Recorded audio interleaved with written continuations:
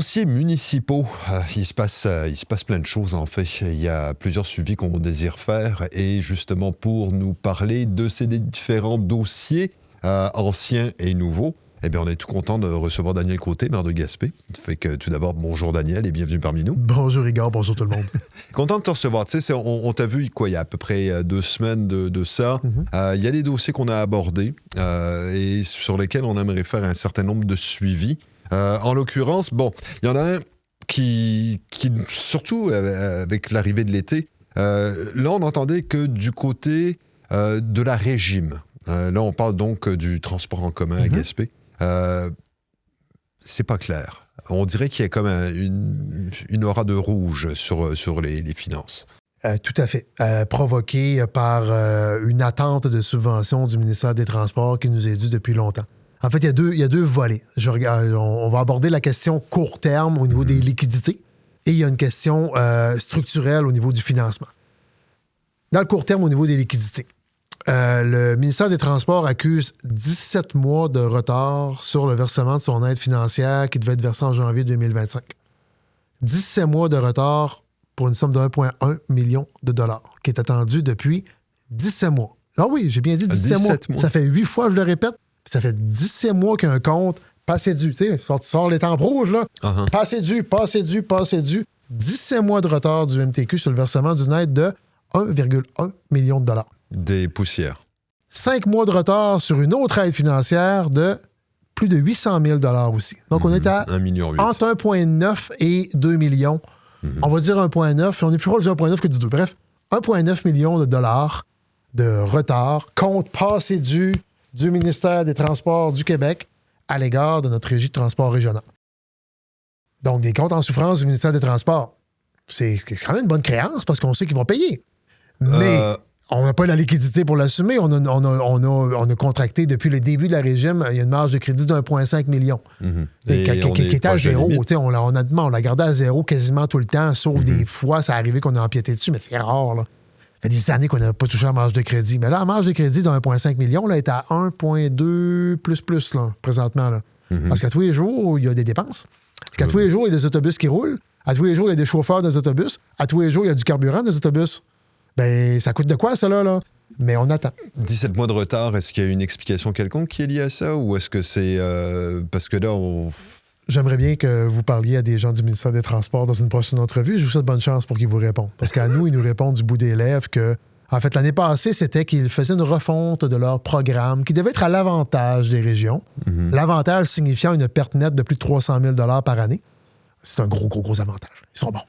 Ils sont bons pour nous trouver des avantages. C'était ça la réponse qu'on avait. « Hey, soyez patients, on est en train de refondre le programme, puis là, gna. » Quand ça arrivé, que finalement, on perdait 300 000 par année, ils ont dit, là, le ministre Julien, qui était à l'époque ministre des Transports, a dit « OK, on va prendre le vieux programme pour 2025 pour que vous ne perdez pas rien finalement. » D'où le 1,1 million au lieu de 800 000 pour l'année passée. Mais le chèque n'est toujours pas rentré. Puis pire encore, le protocole d'entente menant au chèque n'est pas encore envoyé. Et on est sur le vieux programme, donc il n'y a même pas de... Il devrait prendre la même foutue paperasse qui existe depuis des années. Ils nous envoyer la paperasse, signe en haut, signe en bas, je t'envoie le chèque. Le signe en haut, signe en bas, il n'est pas encore dans la boîte à mal. Et durant ce temps-là, on empiète sur la marge de crédit qui est à la veille d'arriver au bout. Puis quand la marge de crédit va arriver au bout, qu'est-ce qu'on fait? On ne peut plus payer personne. On ne peut plus mettre de fuel dans les autobus. Mais qu'est-ce qu'on fait? On arrête. Et là, c'est parce que là, c'est quoi? Est-ce qu'il va y avoir du transport en commun pendant l'été? Ou pas? Ça dépend du ministère des Transports du Québec. S'ils sont capables de nous envoyer le compte passé dû, au moins celui qui a 17 mois de retard, là. Lui qui a 5 mois de retard, on dit, un compte de 5 mois de retard, c'est rendu qu'on considère ça pas grave. Imagine. Imagine si tu payais 5 mois de retard ton compte d'hydro, je pense qu'ils te taperaient ses doigts. Mais eux autres, c'est pas grave. T'sais, on va dire 5 mois, c'est pas grave. 17 mois, je commence à le trouver grave. On arrive à 18. Premier jour, on a 18 mois de retard. envoie un petit mot. Hey, en passant, on l'envoie à qui, le petit mot? Là? Nous, on a contacté, en fait, n'ayant pas de réponse précise de la machine administrative. Moi, j'ai interpellé le politique à quelques reprises. Les réponses politiques que j'ai fini par recevoir, c'est des montants approximatifs d'aide financière.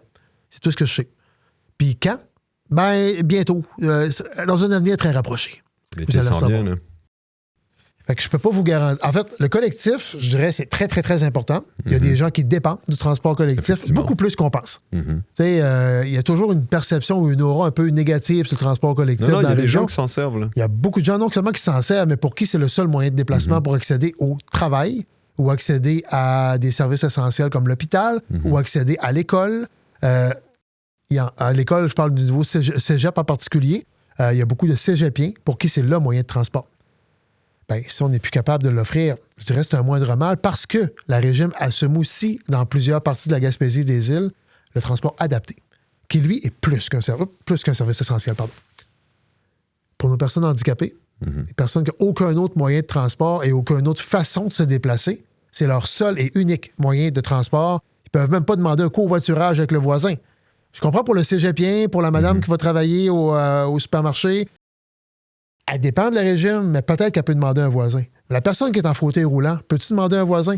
Non, c'est son seul moyen.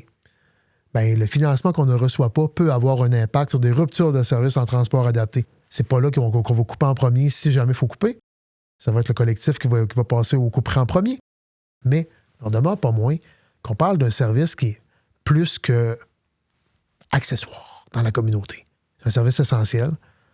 Puis le compte passé dû du ministère des Transports commence à me faire royalement suer. Si on doit couper des services essentiels à notre monde, particulièrement notre clientèle handicapée, parce que le ministère des Transports n'est pas capable de payer ses dettes, j'ai un esprit de gros problème. Ça, c'était sur le manque de liquidité. Sur le fond des choses, très sommairement, Igor, en 15 secondes. Revenu principal de la régime, redevance sur le carburant, c'est en baisse constante parce qu'on consomme de moins en moins de carburant. Merci pour l'environnement, mais ça fait mal aux finances de la régime. N'en demeure pas moins qu'avec le prix de l'essence. Ça ne change rien, c'est pas un pourcentage, c'est un montant fixe par litre. Comme il se consomme moins de litres, en fait, la hausse du prix du carburant a un impact aussi sur la consommation, en plus des véhicules moins énergivores, etc. Bref, il se consomme moins de gaz. Bonne nouvelle pour l'environnement, mais comme c'est 1 sou du litre d'essence vendu dans la région qui est donné en transport collectif, bien, le litre, il s'en vend moins, donc moins de revenus. Effectivement. Deuxième source de revenus, subvention gouvernementale, coupure de 300 000 par année. Donc, 100 000 de moins à peu près de taxes sur l'essence, 300 000 de moins de redevances gouvernementales, donc 400 000 de moins de revenus, puis ça baisse d'année en année. En contrepartie, les contrats de transport sont dus pour être renouvelés. On doit obligatoirement faire affaire avec le privé, d'ailleurs, comme régie intermunicipale. Les dernières fois qu'on a renouvelé les contrats de transport, il y avait une augmentation de 30 %. Ouch. Avec la hausse flagrante du prix du carburant, ça va peut-être être plus que 30 %. Effectivement. Donc, dépenses qui vont augmenter de façon fulgurante et revenus qui baissent de façon fulgurante. On est dans une... À court terme, on manque de liquidité, c'est un dossier. À moyen terme, on est dans une impasse financière. Ça prend des nouvelles sources de revenus. Le gouvernement nous envoie vers les droits d'immatriculation, qu'on aurait le droit d'aller prélever. Mais délègue ce pouvoir-là au MRC, et là, on tombe dans un charabia de complexité administrativo-juridique indescriptible, parce que ici, c'est pas les MRC qui gèrent le transport collectif, c'est une délégation de pouvoir, en fait, une régie intermunicipale régionale. Et ça, la machine gouvernementale comprend rien là-dedans. Fait que, encore une fois, des instances gouvernementales déphasées de notre réalité terrain, ça donne des résultats bizarroïdes. OK, donc on espère que les choses se règlent d'ici l'été au niveau du financement. Je ne voulais pas te parler de transport collectif si longtemps que ça, mon vieux, mais là, on est rendu là, fait que oui, on espère. Il n'en demeure pas moins que c'est un sujet qui est hyper important. Là. C'est hyper important. Mais je constate qu'à ce stade-ci, on va s'en parler 2 minutes. C'est très nuageux. Autre sujet sur lequel je tiens absolument à faire un suivi, c'est les marchés publics qui étaient au berceau du Canada déménagent. Pourquoi? Là, on les envoie en plein centre-ville. C'est pas tout à fait la même chose. Effectivement. En fait, historiquement, c'était derrière la gare intermodale que ça se faisait. Au début, oui. Personnellement, en fait, peut-être que ça pouvait être intéressant, mais personnellement, moi, en tout cas, je trouvais qu'on les voyait pas. D'accord. Je trouvais qu'il n'y avait pas de visibilité sur les marchés publics. Puis en même temps, on voulait, à ce moment-là, animer davantage le berceau en période estivale. C'est un superbe site, le berceau. On s'entend que c'est beau, c'est à découvrir pour les gens qui sont pas allés. Il y a du vent. Effectivement, d'où le nouveau problème. En fait, c'est pas un nouveau problème, c'est un problème qui est revenu été après été. Les journées qui ventent un peu, ils vendent pas mal. Le vent, de débarquer le matériel et tout. Il y avait un certain nombre de problématiques. Il y avait des enjeux logistiques malgré notre orientation politique du conseil municipal d'animer au maximum le site du Berceau. Il y a des enjeux logistiques. L'organisation souhaitait aller ailleurs qu'au Berceau aussi depuis quelques années. Regarde vers d'autres installations. Regarde aussi à développer un site plus permanent pour, au lieu de monter, démonter des chapiteaux, là, maintenant, peut-on penser à un site permanent? Puis je suis très d'accord avec l'orientation de développer un site permanent. Mais où est-ce qu'on met ça? Pour cet été, la décision prise collectivement, autant de l'organisation des marchés que de la ville, c'est d'aller sur le stationnement de l'Arena. Donc, de l'Arena actuelle. On parlera de futur Arena un jour. Plus tard. Le terrain de l'actuel Arena, en fait, l'Arena n'est pratiquement pas utilisé en période estivale, mis à part pour de l'entreposage ou rarement des activités. Le stationnement est carrément centre-ville. Il y a un peu de patchage à faire parce qu'il y a quand même pas mal de trous dans le parking, là. Fait que, bref, on va mettre ça propre, là. Cette saison. Il y a quand même de l'ombrage sur le site avec des arbres qui sont entre la rue Jacques-Cartier et l'Arena. Donc, ça peut être un site qui peut être beau s'il est bien aménagé et bien mis en valeur. Fait que, dans ce contexte-là, c'est là où ça peut aller. Et s'il ne fait pas beau, l'avantage qu'on a, on met une clé dans le serrure, on ouvre ça et on peut s'installer en dedans. Tout simplement. Tout simplement. S'il vente une dépouille ou s'il pleut à boire debout, on peut s'installer à l'intérieur. Et à l'intérieur, on a quoi?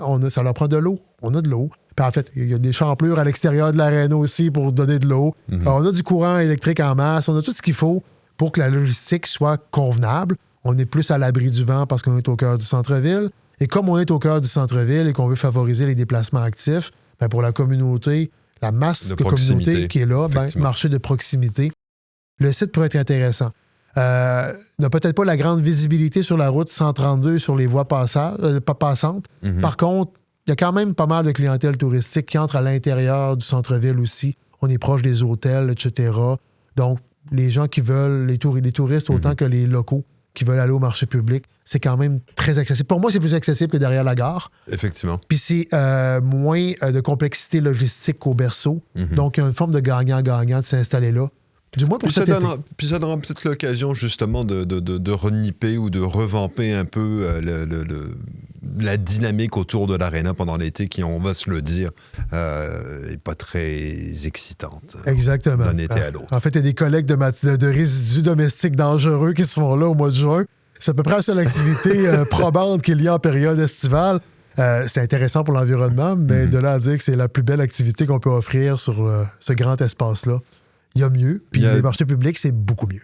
En tout cas, il y a une occasion à saisir, en fait. Sinon, autre sujet sur lequel on fait un suivi, parce que là, c'est presque critique, les camps de jour. On en a parlé il y a à peu près 2 semaines. Il y a une consultation qui a été faite. Entre-temps, il y a des inscriptions qui ont été ouvertes dans différents camps de jour. Ça part, mais comme ça. Que ce soit le musée, que ce soit peu importe les camps, état de la situation à ce stade-ci.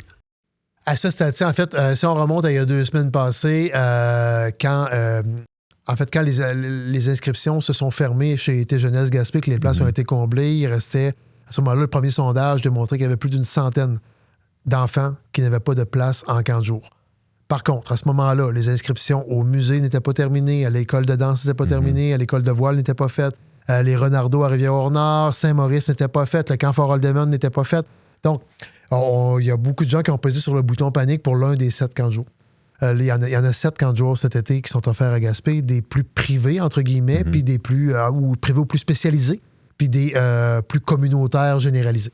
Il y a 3 généralistes, 4 ciblés ou plus spécifiques. Ouais. Plus spécialisés. Une fois que toutes les inscriptions ont été ouvertes, que tout le monde a ouvert ses inscriptions, puis on avait demandé à tout le monde d'élargir au maximum les inscriptions et de trouver les voies de passage les plus probantes pour tout le monde.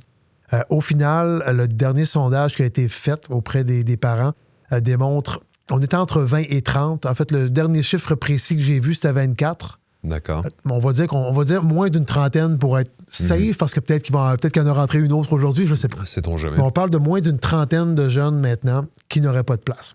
Ça veut dire quoi? Ça veut dire qu'il y en a plus de 70 qui ont réussi à trouver de la place à travers les inscriptions qui n'étaient pas faites encore, des nouvelles places qui ont été offertes par ceux qui avaient déjà ouvert leurs inscriptions, et il y a probablement des parents qui se sont organisés autrement aussi, ce qui est possible. Des fois en manageant les vacances des parents, des fois avec des grands-papas, des grands-mamans, des mononcles, des matantes, et une concertation qui se fait au niveau des familles, des amis. Ça peut arriver qu'il y ait des gens qui sont organisés comme ça. Je peux citer un exemple, un papa qui m'a rejoint, qui avait une inquiétude pour ses enfants, mais qui avait une opportunité de travailler de nuit, alors que la maman travaillait de jour. Il dit, je prends ça à job de nuit. Je peux pas te dire, je peux pas te forcer à aller travailler de nuit, mais si tu as cette opportunité-là et que tu veux pas prendre le risque que tes enfants n'aient pas de 15 jours cet été, tu peux le faire. Là, donc il y a une trentaine de jeunes qui sont un petit peu dans les limbes présentement. Est-ce qu'on apprend quelque chose de cette expérience? En fait, démographiquement, on sait qu'on est en croissance. On en a la preuve. Est-ce qu'on apprend quelque chose? En fait, je pense que l'ensemble de la communauté apprend quelque chose. On n'a jamais... En fait, peut-être qu'historiquement, on ne comblait pas toutes les places, mais tout le monde s'organisait puis ça finissait. En tout cas, il n'y a jamais eu de panique du genre, à ma connaissance. À ma connaissance, c'est la première fois qu'il y a un bouton panique qui est pesé. Peut-être qu'il a été pesé de façon prématurée. Mais je pense qu'on a une concertation qui devrait être un peu meilleure. Peut-être que si tous les camps de jour ouvraient leurs inscriptions, par exemple, de manière assez simultanée. Ou s'il y avait un portail quelconque. Par exemple, c'est une autre façon. En fait, la Ville utilise une plateforme technologique pour des inscriptions dans d'autres activités, mais c'est une plateforme qui, à la base, avait été créée pour des camps de jour municipaux. Fait que peut-être qu'on pourrait s'en servir, mais encore là, sous réserve que les 7 organisations périmunicipales, donc les 7 OSBL qui font des camps de jour actuellement, puis il y en aura peut-être un 8e puis un 9e l'année prochaine. Parce que ça aussi, les gens apprennent à se dire, tu sais, pourquoi, exemple, le camp de jour de Douglas Sound avait fermé, puis celui de L'Anse-au-Griffon avait fermé, celui de Saint-Majoric avait fermé, tu sais, il y avait un essoufflement bénévole peut-être. Mais là, il y a peut-être des nouveaux parents qui veulent s'impliquer, qui voudraient peut-être relancer des organisations. Est-ce qu'il faut nécessairement qu'on repose toujours sur des bénévoles? Moi, j'ai l'impression que le bénévolat n'est plus ce qu'il a déjà été. Le communautaire n'est plus tout à fait ce qu'il a déjà été aujourd'hui. Mais nos camps de jour bénévoles offrent des activités assez phénoménales. Oh, oui, bien justement. Fait qu'on aime ce qu'ils font. C'est proche de ce que les jeunes veulent. Pourquoi? Parce que c'est des parents, habituellement, qui sont les bénévoles, et c'est leurs enfants qui y vont. J'aime mieux une approche communautaire. Puis oui, ça repose sur du bénévolat. Puis le bénévolat coûte moins cher aux contribuables, aussi, on va se le dire. On s'entend. Mais en plus de la question financière, il y a une question d'être proche des besoins aussi. C'est ce qu'on reproche souvent à l'État. Pourquoi il y a des organismes communautaires au Québec, dans le domaine de la santé, etc., là? Parce que tu as des gens qui s'impliquent là-dedans, qui sont au courant, puis qui vivent les problématiques quotidiennes. Quand tu as des parents qui savent ce que les jeunes veulent, d'habitude, les activités vont être plus adaptées à ce que les jeunes veulent plutôt que quelque chose d'institutionnel qui vient d'une patente qui gère 1 million d'affaires, en l'occurrence une ville, qui gère plein d'affaires, qui a des problèmes d'eau potable, puis des ci, puis des ça. Puis cette patente-là doit prendre la décision sur quelles activités vont être offertes. Je ne dis pas qu'on n'est pas capable de le faire, mais il y a des chances que ce soit un petit peu plus déphasé de ce que le jeune veut et que son parent a décidé qu'elle allait avoir. Fait que l'implication parentale demeure importante. Mais est-ce qu'on est capable de mieux concerter comme ville? Je pense que oui. Est-ce que tout le monde est capable de faire un petit peu mieux? Je pense que oui. Est-ce qu'il y a une implication plus grande qui peut être faite pour réouvrir des camps de jour qui ont été fermés dans les dernières années? Peut-être que oui. Tout le monde apprend un peu de ça. Il y avait beaucoup plus d'offres à un certain moment donné. Il y en a eu... En fait, il y a eu des nouvelles offres, genre école de danse, genre musée de la Gaspésie. Ce sont 2 grosses nouvelles offres qui sont apparues dans le décor. Mais il y a d'autres camps de jour qui avaient fermé, puis je leur reproche rien parce qu'ils ont travaillé très fort. Mais il y a eu d'essoufflement. Effectivement. Entre autres, Saint-Majoric, Anse-au-Griffon, Douglas Sound. C'est 3 qui me viennent en tête. L'idée, en tout cas, j'ai le sentiment qu'il va y avoir quelque chose à apprendre de la situation. Et que l'été prochain, bon, là, on a un pied pratiquement dans l'été. J'espère. Mais il y a des choses à faire. Sinon, autre sujet qui retient notre attention, puis on a été faire un tour à la conférence de presse, justement. On a tout enregistré, on a tout diffusé et tout. N'en demeure pas moins qu'au conseil municipal, on s'est rendu compte qu'il y avait comme... on pensait qu'il y avait consensus, puis on se rend compte que c'est pas tout à fait ça. Parce que c'est lié quoi par rapport à la consultation. Puis là, c'est juste pour rappeler aux gens, là, c'est donc on a appris que on prévoyait l'aréna derrière la polyvalente. Finalement, ça se retrouvera sur le terrain du MTQ. Et là, il y a comme une atmosphère un peu étrange d'accord, pas d'accord, consulter, pas consulter. J'avoue que c'est un peu nébuleux pour moi. Je comprends qu'on peut en perdre notre latin. Je vais essayer de résumer ça de façon neutre, objective et la plus simplement que possible. Si on fait l'historique simplement, depuis 2019, l'emplacement sélectionné qui a reçu l'aval de la population et de tous les partenaires, c'était derrière la polyvalente CE Pouliot. On a des lettres d'appui du centre de service scolaire, de l'école CE Pouliot. Tout ça va bien jusqu'à l'été 2025 où le centre de service scolaire nous dit « Je retire mon appui à cet emplacement-là ». Ça a été déposé dans le cadre des consultations sur l'utilisation des terrains du centre-ville. Mémoire reçue du centre de service scolaire qui retire son appui. On est surpris. On n'était pas au courant au niveau de la population, là, à ce niveau-là. Probablement. En fait, ça faisait partie des rapports qui ont été rendus publics, mais personne n'a mis vraiment le focus là-dessus. Et nous, on a fait, de toute façon, on va récupérer ça avec le centre de service scolaire, on va se parler, on va trouver une voie de passage qui n'a pas été trouvée. Il y a eu des mois de discussions, d'échanges, parfois difficiles, parfois houleux, parfois plus constructifs. Et au final, quand même qu'on se battra là-dessus, on n'est pas, en fait, du côté de la ville, on ne peut pas être nécessairement en position de force. Pourquoi? Parce qu'on cherche une subvention dans le programme PAFIRSPA, qui est un programme qui relève du ministère de l'Éducation, Loisirs et Sports. Le même ministère qui chapeaute nos centres de services scolaires. Si on n'a pas d'appui du centre de services scolaires et du voisin immédiat qu'est l'école CE Pouliot, pas grand chance qu'on ait notre subvention pour l'aréna. Je dis ça, je dis rien. On navigue pas qu'un couteau sur la gorge, mais on sent très bien la réaction du ministère de l'Éducation qui doit décider de l'octroi ou non de la subvention. Mais là, on s'entend qu'au niveau des services de CE Pouliot, il y a eu plusieurs éléments qui sont arrivés ces derniers temps par rapport à la stratégie navale, par rapport à plein de choses. Donc pourquoi ils en ont besoin du terrain, c'est pour développer l'offre de formation professionnelle. C'est ce qu'ils nous mentionnent. C'est leur priorité. Effectivement. Puis qui va être contre une offre de formation professionnelle adaptée à nos besoins en main-d'œuvre? Personne ne peut être contre ça. On ne peut pas être contre la vertu, là. Puis leur centre de formation professionnelle est à cet endroit-là. Je ne vous cacherai pas qu'on a eu des échanges pour trouver d'autres endroits pour la formation professionnelle.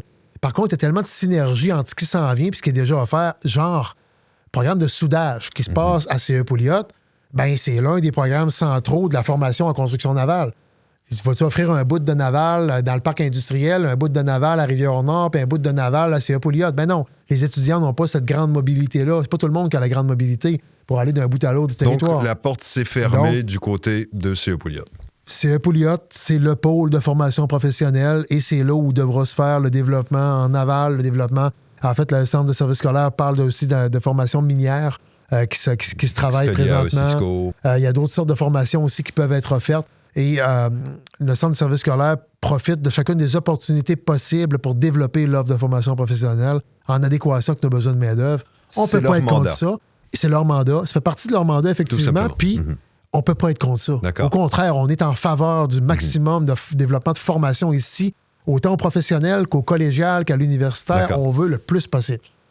Mais là, il est arrivé un conflit d'utilisation de terrain, d'où le fait qu'on doit regarder ailleurs. Ailleurs. Il n'y a pas 1 milliard d'options disponibles pour développer un terrain d'aréna. Les options ont été soumises au conseil municipal, beaucoup de délibérations. Je dirais que on n'ira pas dans les discussions internes de conseil, mais je dirais les deux options, que je qualifierais les plus probantes qui sont ressorties, c'était l'actuel terrain de l'Arena versus le terrain du MTQ. Terrain de l'actuel Arena impliquait une rupture de service de 2 à 3 ans. 2 ans de manière positive ou de manière optimiste et de manière, je dirais, plus pessimiste ou plus réaliste, c'est 3 ans de rupture de service. Parce qu'il y a quand même des mois de démolition et au moins, on parle de 2 ans de construction pour un aréna. En fait, entre 18 et 24 mois de construction. Ça, c'est sans parler de décontamination, etc. Exactement. Sur le terrain de l'actuel aréna, il y a potentiellement de la contamination. On le sait pas, mais on ne va pas le savoir. On n'a pas besoin de savoir. On ne va pas le savoir, mais il n'en demeure pas moins qu'on se rend compte qu'effectivement, il y aurait une... Tant qu'on ne touche pas à la bâtisse, on n'a pas besoin de savoir, puis ça ne change rien dans la vie de tout le monde. La fois qu'on enlève la bâtisse, il faut aller gratter les contaminants s'il y en a, puis c'est possible qu'il y en ait. Mais de toute façon, il faudra que ce soit fait éventuellement. Il va y avoir démolition de cette aréna. Potentiellement. Je ne peux pas le jurer sur mon âme. D'accord. Peut-être qu'une deuxième vue utile à donner à la bâtisse, je ne le sais pas. J'ai des grosses réserves, Mais on va quand même... En fait, il y a eu des demandes de le faire analyser. On va le faire analyser le jour où on met la clé dans cette infrastructure-là, parce qu'on aura de neuf. Ben, on va faire investiguer s'il y a une deuxième vie possible. J'ai des sérieuses réserves. En tout cas, il va y avoir un carnet de santé qui va être fait. Exact. Je ne suis pas ingénieur. Je ne peux pas juger de mes yeux de la qualité de la fondation, même si elle m'a gagné. Mes yeux disent qu'elle m'a gagné, mais je suis pas un ingénieur. Parce que là, le plus gros problème de l'Arena actuellement, c'est pas tant... c'est essentiellement le système de réfrigération, si je comprends bien. Le plus gros bobo, c'est le système de réfrigération. Puis lui, il faudrait le changer au complet. Ce qui circule dans la dalle. Le système de réfrigération, c'est toute la dalle de béton en dessous de la glace. Ouais. Tout le système qui est là-dedans est magané. Il y a les compresseurs qui sont vieux, finis, maganés. Pour les compresseurs, on trouve toujours une pièce à gauche puis à droite. Ça commence à être dur à trouver, mais on en trouve tout le temps. Puis nos équipes essaient toujours de garder le respirateur artificiel en vie. Fait que qu'est-ce qu'ils font? Ben, ils magasinent chaque pièce qu'ils peuvent trouver. Ouais, puis même sur eBay, t'en trouveras pas, je pense pas. C'est très, très dur. En fait, ce qu'on fait, c'est quand il y a une aréna quelque part au Québec qui ferme, on va voir c'est quoi. c'est quoi les guenilles qui s'en vont sur au vidage? On va chercher les morceaux de guenilles qui peuvent nous patcher le trou. T'sais, c'est pas normal, là, mais c'est ce qu'on fait. De toute façon, on en est rendu là. Bref, sur les questions de terrain, c'était soit rupture de service de 2 à 3 ans. On s'est vite rendu compte que du côté des utilisateurs, ça passera pas. Parce que le plan B, à ce moment-là, si on ferme l'aréna, c'est de regarder qu'est-ce qu'on peut faire à Rivière-Nord. La Rivière-Nord est pas mal plein déjà. Là. Je dirais pas plein à 100%, mais il y a quand même un taux d'occupation très élevé. Et si on entre tout ce qui se fait à Gaspé dans Rivière-Nord, en plus de tout ce qui se fait à Rivière-Nord, oublie ça, ça va plus que déborder. Il y a des clubs qui vont disparaître. Exact. Il y a des sports qui vont disparaître. Plus que des clubs, il y a des sports qui vont disparaître. Je pense au patinage de vitesse qui vient d'être implanté. Par exemple. Je ne peux pas te jurer sur mon âme que ça pourrait survivre à l'aréna de Rivière-Nord avec des heures de glace extrêmement réduites, sachant que la masse de clientèle ou la masse du club, de clients ou d'utilisateurs du club sont au centre-ville. C'est pas tout le monde qui veut faire la longue route pour oui, puis c'est en croissance en plus. Il y a un bel avenir pour le patinage de vitesse. On a du curling qui commence, on a eu des tests de hockey-luge qui se sont faits. Le patinage artistique va bien, est en santé, autant à Rivière-Nord qu'à Gaspé. Le hockey est en santé. Puis le hockey, autant les jeunes que les vieux. Bref, on peut pas dire on ferme, on s'en va à Rivière-Nord. On l'a essayé, ça marche pas. Il va y avoir du débordement majeur. Puis les autres arénas sont où? Sont à plus d'une heure de route. On oublie ça. Grande-Rivière d'un bord, puis Murdochville de l'autre bord. Murdochville, c'est un éco-glace aussi. T'as pas le même degré de confort qu'un aréna chauffé. Hier, là, c'est arrivé, à la conférence de presse, c'est arrivé. On s'y attendait pas, en fait. Terrain du MTQ. Bon, ça peut être cohérent, mais il y en a qui disent que, bon, dans la consultation publique, c'est pas quelque chose qui était ressorti ou qui était tenu en laisse. C'est pas clair. En fait, les résultats de la consultation publique, on l'a dit quand les résultats sont sortis, ça dit tout est son contraire. C'est très vague, en fait. En fait, il y a plusieurs axes de développement qui ont été ciblés, qui ont reçu une cote, en fait, selon leur degré de popularité des différentes consultations, des différents sondages. On part de là, OK? La cote, en fait, lui qui a la plus haute cote, à 3,8 sur 5, c'est Parc et Espace vert, qui contient plein de sous-éléments, mais dont l'axe Parc et Espace vert, 3,8 sur 5. À 3,5 sur 5, on a ex-aequo, pôle sportif et pôle mixte, multi-usage. Bon, avec plein de détails. Le mix et multi-usage, il y a vraiment n'importe quoi dedans, ça le dit. Pôle sportif, ce qu'il y a tout et son contraire. Quand tu regardes la première page de qu'est-ce que ça veut dire, on va nous parler beaucoup d'infrastructures extérieures sur les grands axes. On va nous parler de sport extérieur dans des grands axes de qu'est-ce que devrait être un pôle sportif. Quand on regarde c'est quoi les projets associés à ces axes-là, bizarrement, projet principal, Aréna, qui n'est pas tout à fait ce qui sort dans les grands axes, mais le pôle sportif est quand même dans le top 2 ou top 3 de l'ensemble des axes à développer. Qu'est-ce qu'on retient de ça? On peut bien dire ce qu'on voudra, et c'est un peu n'importe quoi selon comment on l'interprète. Mais il serait faux de prétendre que le nom Aréna ne sort pas. À la page 53 du rapport de Raymond Chabot, quand on demande projet associé à un pôle sportif, Aréna est le premier mot qui sort. C'est ça. C'est de toute évidence, il y a une priorité identifiée. Je vais rajouter une couche qui nous a été dit par des gens en période de questions du public hier soir. Les consultants nous disaient aux gens de ne pas parler d'Arena. Mm-hmm. Pourquoi? Parce que l'Arena était, à ce moment-là, lors des consultations, était canné derrière l'école C.E. Pouliot. Donc, les consultants disaient, parlez pas d'Arena, ça s'en va derrière C.E. Pouliot. Mais même si le supposé être réglé, exact. ça. Mais même si le consultant disait aux gens, parlez pas d'Arena, ça a quand même sorti dans les consultations. Puis il y a plein de commentaires, surtout de des jeunes, d'ailleurs, des consultations jeunesse, qui parlent de super bel emplacement pour l'Arena, alors que le consultant disait, parlez pas d'Arena. Les gens parlaient pareil. Pour moi, ça veut dire quelque chose aussi, cette interprétation-là. Mais ça, c'est une interprétation que j'en fais. Certains diront que je le fais à mon avantage, mais moi, j'ai pas d'avantage. Moi, que ça soit sur le terrain du MTQ, de l'Arena actuelle, sur un terrain n'importe où. Ce qu'on veut, c'est un Arena. Je veux un Arena. Puis ce que je veux surtout pas, c'est qu'on se divise avant un dépôt au gouvernement, parce que diviser, c'est la meilleure façon de se faire dire non. Fait que si on veut se diviser, on peut le faire, mais on va se faire dire non. Si on veut se faire dire oui, il faut rester solidaires et unis. On a le droit de questionner. Je ne dis pas qu'on n'a pas le droit de questionner. Mais je dirais qu'il serait faux de prétendre que le nom d'Arena n'est pas sorti des consultations. Il est sorti. Est-ce que tout le monde a dit on veut absolument l'Arena sur le terrain du MTQ? Ben non. Ben non, c'est pas ça que ça dit. La consultation dit parc et espace vert en premier, pôle sportif ou mixte en deuxième. Puis, notion de pôle sportif, ça veut dire quoi? Ça veut dire soit des terrains sportifs extérieurs ou soit des projets spécifiques comme Arena. Ou autres. Parce qu'il y avait anneau de glace, il y avait plein d'autres patentes à gosse. Mais Arena était le premier. Mais en même temps, tu sais, le terrain du MTQ est pas mal plus grand que le terrain de l'Arena actuelle. Voilà! Est-ce qu'il y a la possibilité de rendre ça plus humain comme espace? Exact. L'Arena prend le tiers du terrain du MTQ. Mm-hmm. Il reste les 2 tiers comme terrain de jeu. Parce que moi, ce qui m'a fait le plus suer dans le fait qu'on doive regarder vers un autre terrain que celui derrière la polyvalente, qu'on doit regarder le terrain du MTQ ou de l'actuelle Arena. Ce qui me faisait le plus suer, c'est qu'on s'était mis le bras dans le tordeur à l'égard de certaines personnes dans la population, qu'on allait consulter et reconsulter.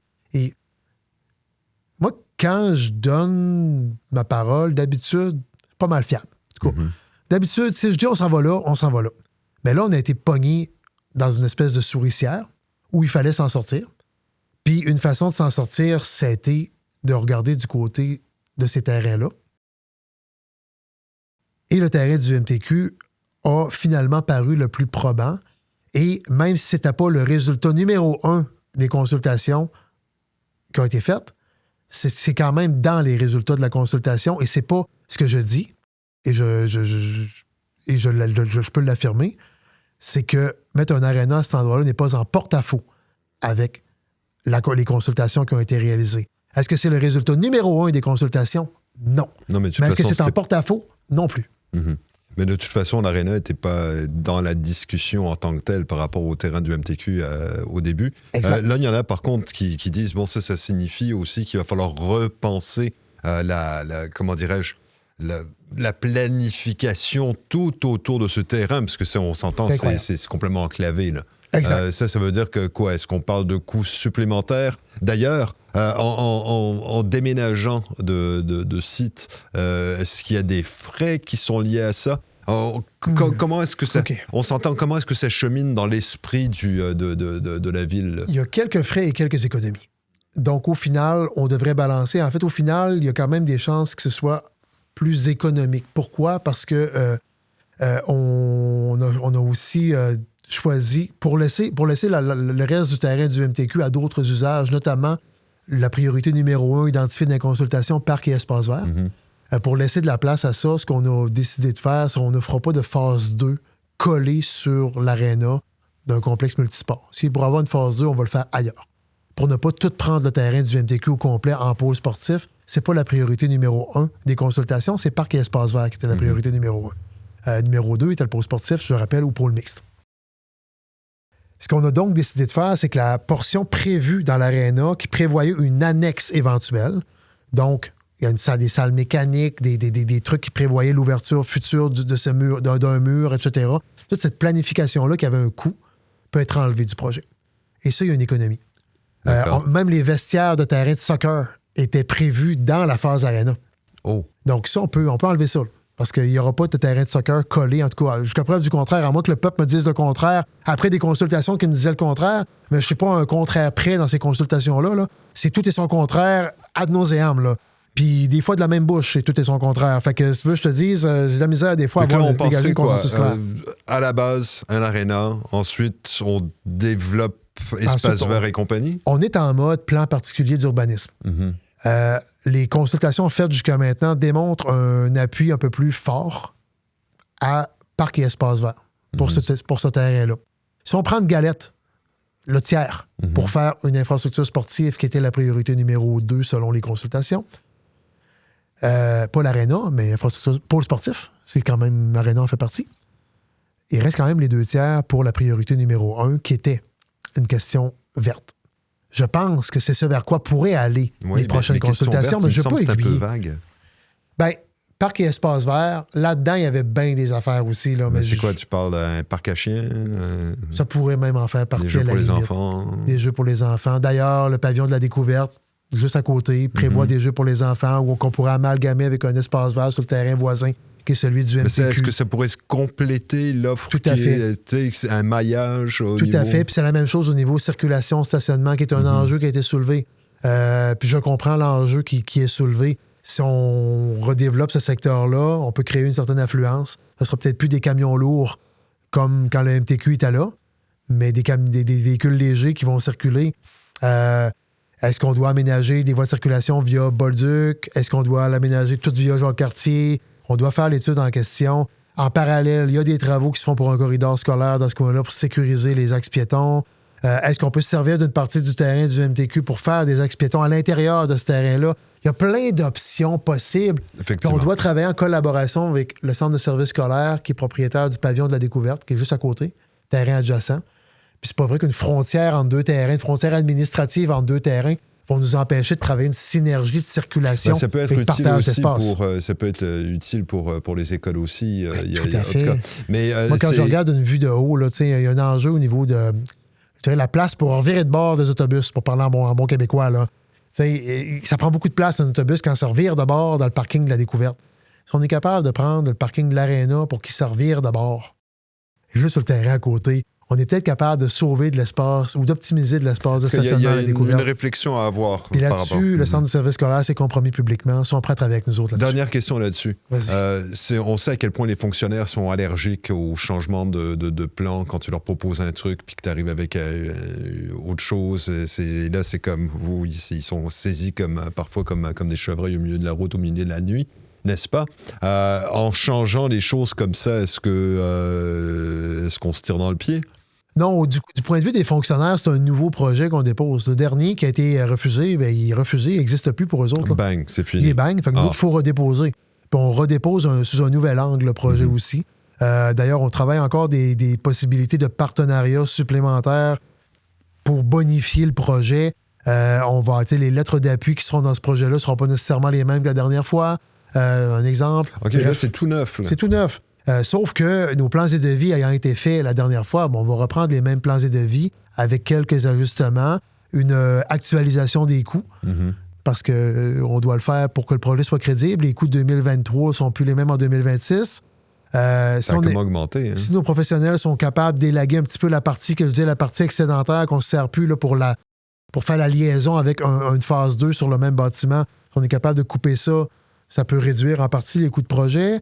En parallèle, on doit travailler sur les études de circulation, de stationnement, d'optimisation des espaces. Bref, il y a plein de trucs qui vont continuer. Plein de choses. Mais dans l'œil du fonctionnaire à Québec, c'est un nouveau projet. Il faut déposer quelle date? Avant le 22 juin. Est-ce que vous êtes prêts? Aujourd'hui, pas à 100%, mais on sera prêt pour le 22 juin. Pour le 22 juin. Ensuite, on attend une réponse aux environs de quelle date? Là, on sait qu'il va y avoir des élections, il va y avoir plein de choses qui vont se passer l'automne prochain. Ils nous ont dit qu'ils se donnaient au moins 6 mois d'analyse. Ce qui nous amène au 22 décembre. Après les élections, donc? Après les élections, bien sûr. S'il y a un changement de parti au gouvernement, changement de ministre, en fait, il y aura assurément un changement de ministre parce que l'actuel ministre de l'Éducation ne se représente pas à la prochaine élection. Donc, il y a assurément un changement de ministre de l'Éducation. Mais s'il y a un changement de gouvernement, en plus, et d'orientation gouvernementale, ça peut prendre encore plus de temps. Fait que moi, je m'attends à une réponse à quelque part entre janvier et juin 2027. Une fois qu'on a une réponse positive, je croise les doigts, on est capable de lancer des plans de devis de construction dans les quelques mois qui suivent. ce qui nous amène à une fin de travaux potentielle en 2029 et une ouverture pour l'hiver 2029-30 dans le scénario optimiste. OK, ça fait que d'ici là, on continue de regarder au marché aux puces pour trouver des pièces pour les compresseurs de l'Arena actuelle. Et on prie tous les matins pour s'assurer que les compresseurs partent lorsqu'ils doivent fonctionner. D'accord. Daniel, merci beaucoup. On se rend compte que parfois, on a l'impression que c'est simple, alors qu'en réalité, c'est un petit peu plus compliqué. Fait que merci encore, puis on se revoit très bientôt. On fait le suivi des dossiers, on y échappe. Merci à toi et merci à vous de nous offrir la tribune pour expliquer davantage que dans un clip de 10 secondes, des fois, dans d'autres médias.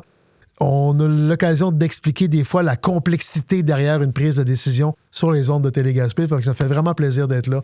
Merci de la tribune encore une fois. Merci à tout le monde. À très bientôt. À bientôt. Daniel Côté, donc maire de Gaspé, comme vous voyez, il ne s'ennuie pas. Pour en revenir, donc la régime, on est dans le rouge. Les marchés publics, un nouveau site, l'Arena qui survient encore présentement, ça fait qu'il y aura des activités de ce côté-là. Camp de jour, on continue d'apprendre. Puis pour ce qui est de l'Arena en tant que tel sur les terrains du MTQ, on se rend compte qu'effectivement, ça peut paraître nébuleux, mais avec les explications de Daniel, j'ai l'impression que c'est presque clair.